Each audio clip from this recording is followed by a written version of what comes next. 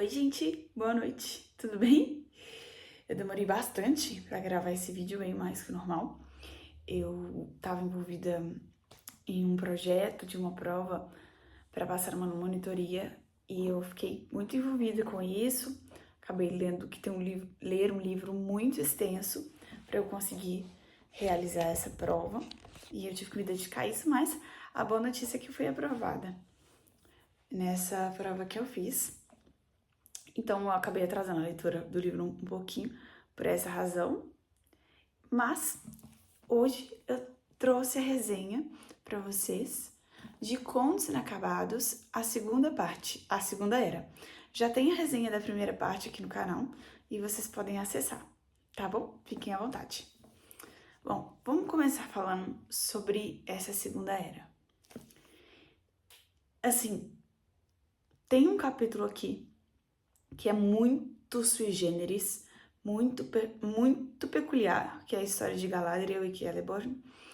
E a gente vai falar sobre ela por último, porque ela é a última parte da Segunda Era. Mas eu acho que esse capítulo é o capítulo de Contos Inacabados, porque ele realmente é muito peculiar, como nós iremos falar aqui ao abordar essa segunda parte de Contos Inacabados. Vamos lá, então. A segunda parte começa com uma descrição da ilha de Númenor. Quem já assiste meus vídeos há mais tempo sabe que eu amo de paixão as descrições que o Tolkien faz e que eu, inclusive, senti falta disso no Silmarillion. Então, ter um capítulo dedicado para a descrição da ilha de Númenor me deixou muito feliz. Aqueles que não gostam tanto ou que veem ou pensam que esse poderia ser um capítulo enfadonho, ele não é. Ele é muito lindo. E, de fato, a gente conhece bem mais sobre a geografia de Númenor. Lembrando que, aproveitando para fazer uma pausa, aqui tem o mapa de Númenor. Também tem no Silmarillion esse mapa de Númenor, tá? Apesar de a gente já conhecer um pouquinho de Númenor lá no Silmarillion, aqui a gente fica conhecendo muito mais nessa segunda era. Um destaque muito importante que eu quero fazer é o seguinte. A primeira parte de Contos Inacabados, que fala da primeira era, você consegue ler sem problema nenhum, sem precisar ler os anexos, os apêndices do Senhor dos Anéis. Porém, se você for ler a segunda parte, a segunda era de Contos Inacabados, você necessariamente precisa ler os apêndices. Necessariamente. O ideal, acho que seria ler antes até as aventuras de Tom Bombadil e The Road Goes Ever On, mas as aventuras de Tom Bombadil ainda não foi lançado pela HarperCollins e a versão da Selo Martins é muito difícil de ser encontrada online. Então, são dois livros que eu não li e que deveriam ser lidos antes dele. Outros livros mencionados pelo Christopher Tolkien é também o mapa, o Atlas da Pauline Bane. Eu tenho da Karen Winfonstead, o Atlas da Terra-média, mas ele menciona bastante esse Atlas da Pauline Bane. Nós ficamos sabendo, inclusive, que em Contos Inacabados, que foi o Christopher Tolkien que desenhou aqueles mapas que a gente viu no Senhor dos Anéis, o mapa do Hobbit. Então, no quesito mapa, é um assunto bastante afeto ao Christopher Tolkien, e eu acredito que tenha sido essa a razão de ele ter focado muito nessa questão de delimitação de fronteiras, especialmente na história de Galadriel e Celeborn, porque é um assunto altamente pertinente a ele, já que ele foi responsável por desenhar os mapas. E esse talvez pode ser um assunto enfadonho para muitas pessoas. Assim como dito na introdução do livro, né? Em uma carta que o Christopher Tolkien, um trechinho de uma carta do próprio Tolkien que o Christopher coloca na introdução, ele fala que muitos botânicos gostariam de saber mais sobre as plantas da Terra-média, geógrafos sobre os mapas, historiadores sobre a estrutura política de Númenor, enfim. Então, assunto relacionado a mapa é com o Christopher Tolkien mesmo. E a gente já tem um vislumbre dessa afeição dele nas notas do Narnia, na primeira parte da Primeira Era, porque ele fala de várias versões conflitantes no quesito trajeto que os personagens fazem. E isso aqui na história de Galadriel e Celeborn é elevado à nona potência, porque é uma história de versões muito conflitantes e a gente vai chegar lá, tá bom? Vou tentar não passar o carro aqui na frente dos bois. Outra coisa, aqui nessa segunda parte da Segunda Era, um assunto que é muito mencionado também em todos os capítulos, especialmente da descrição da Ilha de Númenor e na história de Galadriel e Celeborn também, são nomes. Nomes em Sindarin, nomes em Quenya, a evolução de certos nomes, evolução de nomes próprios. E isso é bastante mencionado nesse primeiro capítulo da descrição da Ilha de Númenor em relação à sua vegetação, o nome de estruturas e etc. É um capítulo muito legal, não é nada enfadonho. E aí nós vamos pro capítulo que eu mais gostei dessa segunda parte da Segunda Era, que eu acho que ele é o favorito da maioria das pessoas e que particularmente talvez tenha sido a história que eu mais levei pro lado pessoal, que eu li até hoje, que foi a história de Aldarion e Erendis. Espetacular, espetacular. Porque é uma história de amor que não dá certo e é uma história em que a gente fica muito frustrado, é muito frustrante. E como o livro diz Contos Inacabados, a lacuna dessa história, ela tá lá no final.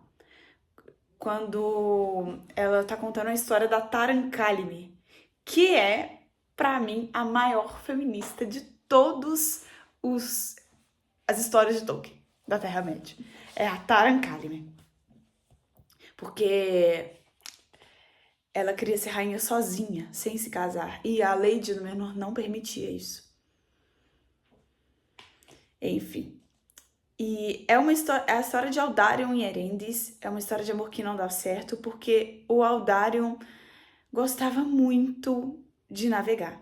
Os Númenóreanos, sobretudo da linhagem de Elros, Tarmin e Atur, conseguiam viver mais, eles podiam viver mais. E isso já é introduzido e explicado lá no Silmarillion.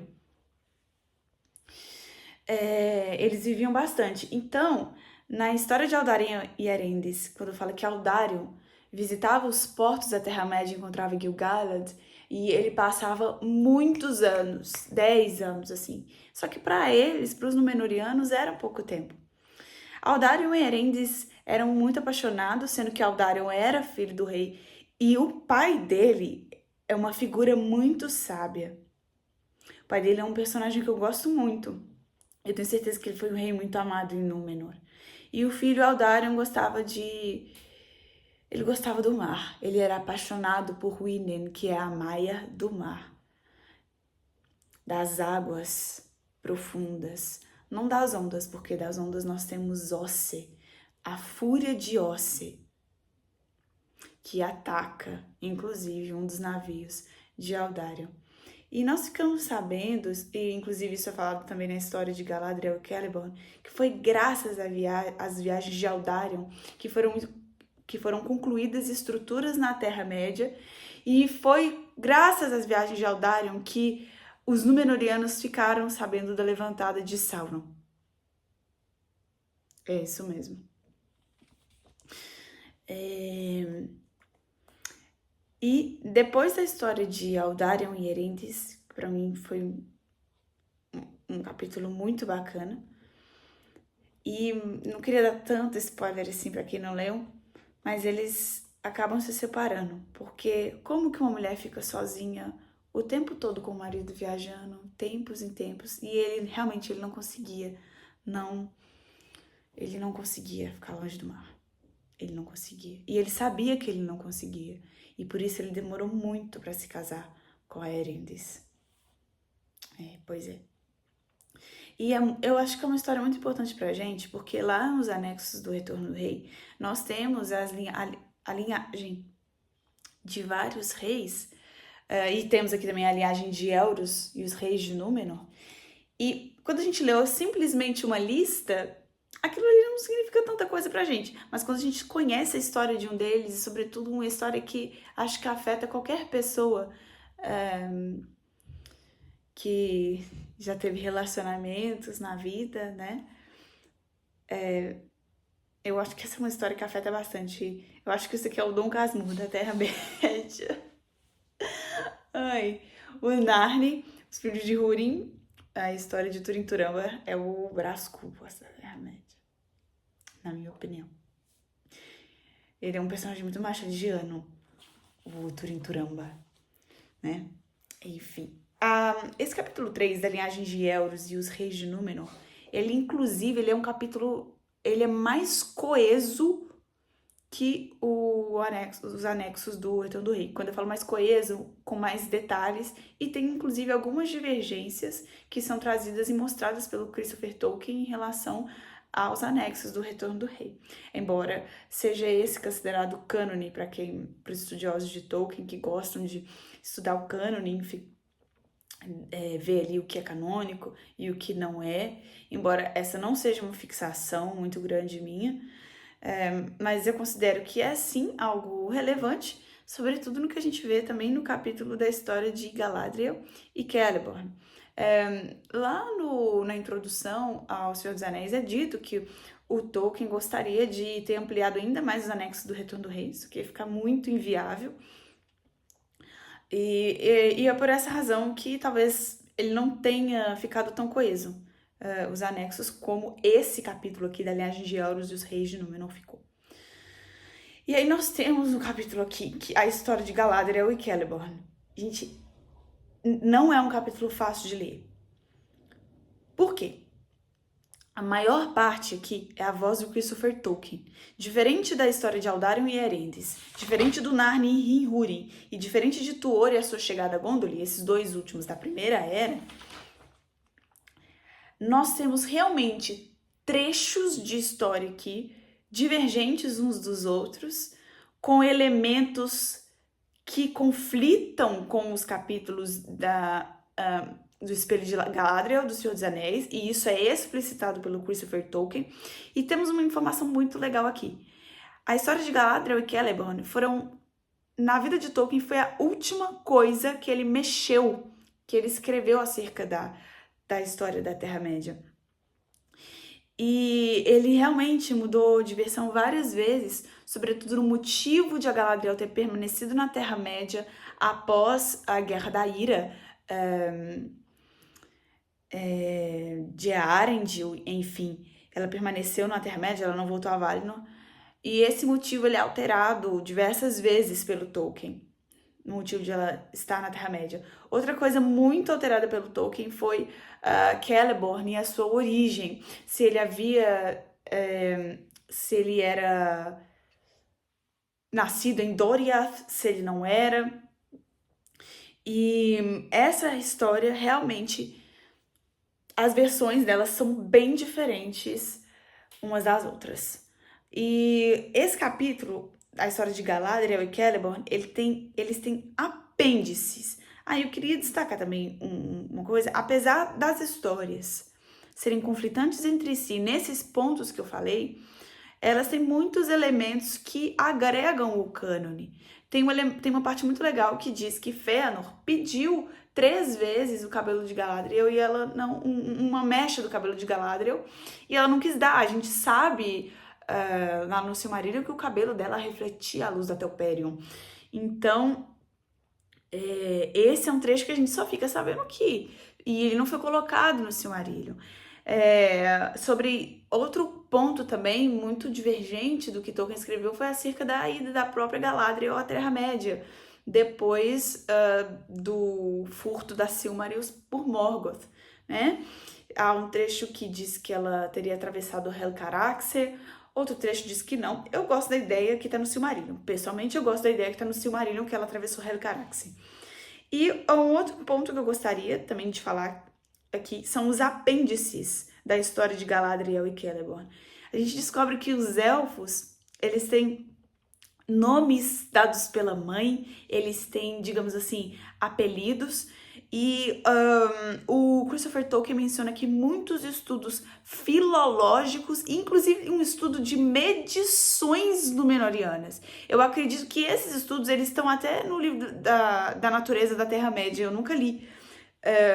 Então, assim, a história de Galadriel e Celeborn mostra trechos da história de Galadriel e Celeborn, mostra quais são as versões conflitantes entre si, fala sobre a origem da fala dos elfos silvestre, a origem do Sindarin, fala como o Christopher Tolkien é bem afeto a essa questão de mapas, porque ele estudou muito, ele foi muito atento aos detalhes que o pai passou de trechos de viagens para construir os mapas.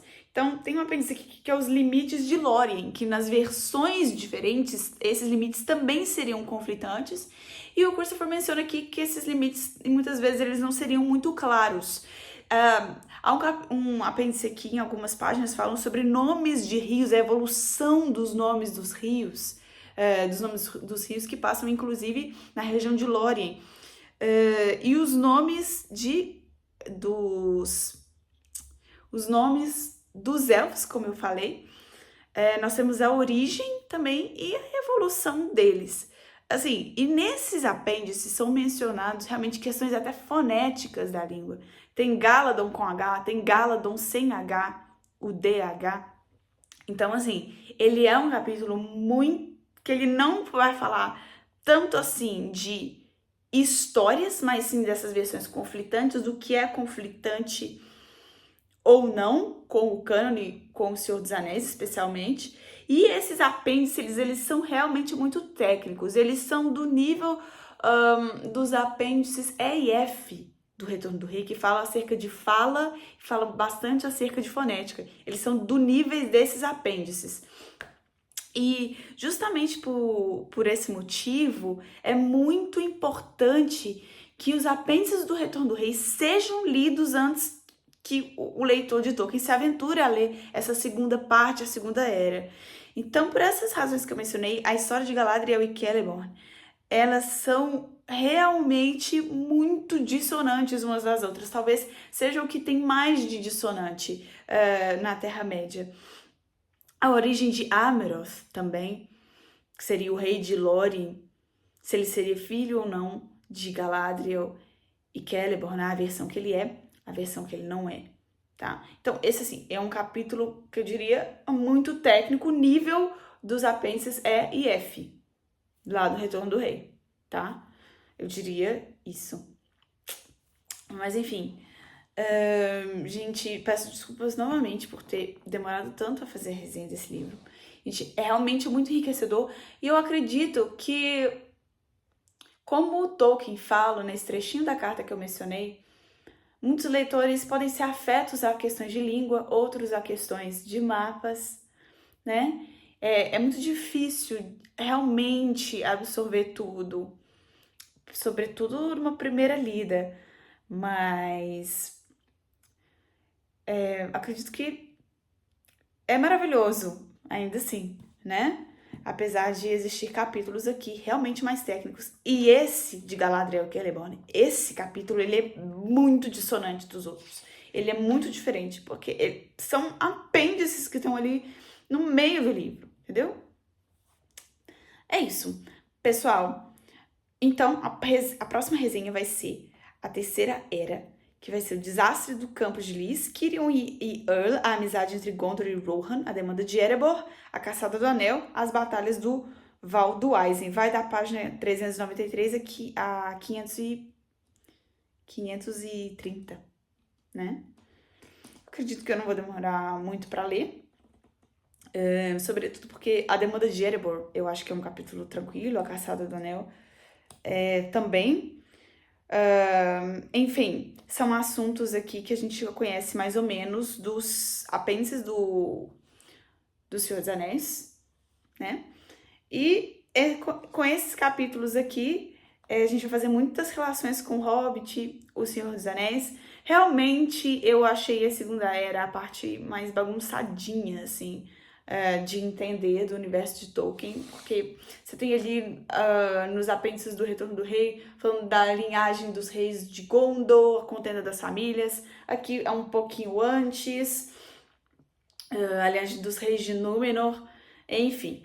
E essa questão da história de Galadriel e Celeborn, que deixa a Segunda Era mais confusa ainda. Mas, gente, a história da Pedra Elessar, aqui em Galadriel e Celeborn, a gente entende a história da Pedra Elessar. E tem um elemento e um ponto-chave aqui canônico acerca de um elfo que teria existido ou não no meu Radcanon, existiu, que teria forjado a Pedra Élfica em Gondolin. Em Gondolin. E tem uma versão que fala que, na realidade, Celeborn teria forjado essa pedra e Celeborn gostava de Galadriel. A gente fica sabendo disso aqui, na história de Galadriel e Celeborn. É um capítulo que vale super a pena ler. Os apêndices são mais pesados, sim, assim como todos os apêndices são, mas interessantíssimo. Gostei demais. Meu capítulo favorito foi, com certeza, Aldarion e Elendis. Com certeza. Eu levei pro meu coração e eu vou falar, foi doloroso ler essa história. Não foi fácil, não. Não foi fácil, não. Mas a desculpa pro Tolkien de Aldarion ser assim é que ele percebeu os movimentos de Sauron e ajudou Gil-galad com essas questões, enfim. Ai, gostei. Gostei bastante, gente. Então, até o próximo vídeo. Espero que vocês tenham gostado também. Desculpa a demora e até a próxima resenha. Um beijo, pessoal. Tchau pra vocês.